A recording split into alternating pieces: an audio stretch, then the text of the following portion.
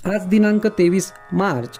आजच्या प्रवचनाचा विषय प्रपंचात भगवंताची नड आहे असे वाटले पाहिजे. प्रत्येक माणसाला आपण सुखी असावे असे वाटते. भगवंताची कृपा आपल्यावर असावी, नामाचे प्रेम आपल्याला यावे असे वाटते. पण हा अनुभव आपल्याला का बरे येत नाही? जगामध्ये पाहताना कुणी मनुष्य सुखी आहे, समाधानी आहे असे आपल्याला का बरे दिसत नाही? अशी अवस्था असायला काय कारण असावे? आपण सर्वजण सदाचाराने वागतो असे आपल्याला वाटते.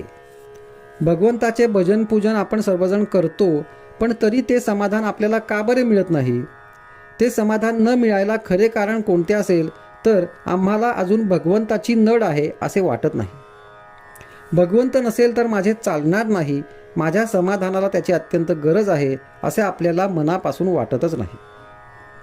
प्रपंचात पैसा अडका असावा, बायका मुले असावीत, शेतीवाडी नोकरीधंदा इतर वैभव असावे आणि त्याचबरोबर भगवंतही असावा असे आपल्याला वाटते. प्रपंचाची स्थिती कशीही असो, मला भगवंत हवाच असे आम्हाला तळमळीने मनापासून वाटत नाही. आज प्रपंचात आम्हाला समाधान मिळेल या आशेने आम्ही प्रपंच करतो, पण इतका प्रपंच करूनही आम्हाला समाधान किती मिळाले याचा तुम्ही विचार करा. अगदी दूर एका डोंगरावर जाऊन बसा आणि लहानपणापासून आतापर्यंत केलेल्या खटाटोपात समाधान किती मिळाले याचा आढावा घ्या आणि निश्चयाने ठरवा की प्रपंचात मला किती सुख मिळाले. आज इतकी वर्षे प्रपंच करूनही तो आम्हाला सुख देत नाही, हे अनुभवाला येऊन सुद्धा तो टाकावा असे आम्हाला वाटत नाही. प्रपंचात आम्हाला सुख मिळेल ही आमची कल्पनाच नाहीशी व्हायला पाहिजे.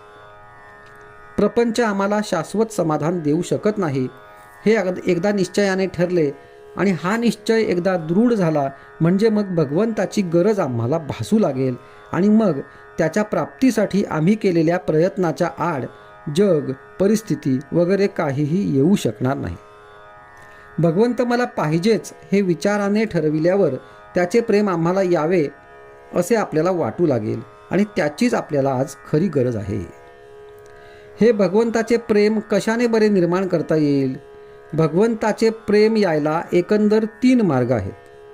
पहिला मार्ग म्हणजे संतांची संगती करणे, दुसरा मार्ग म्हणजे सद्विचाराची जोपासना करणे आणि तिसरा मार्ग म्हणजे अखंड नामस्मरण करणे. त्यापैकी ज्याला जो जुळेल तो त्याने करावा. आजचा सुविचार: भगवंत हवासा वाटणे यामध्ये सर्व मर्म आहे.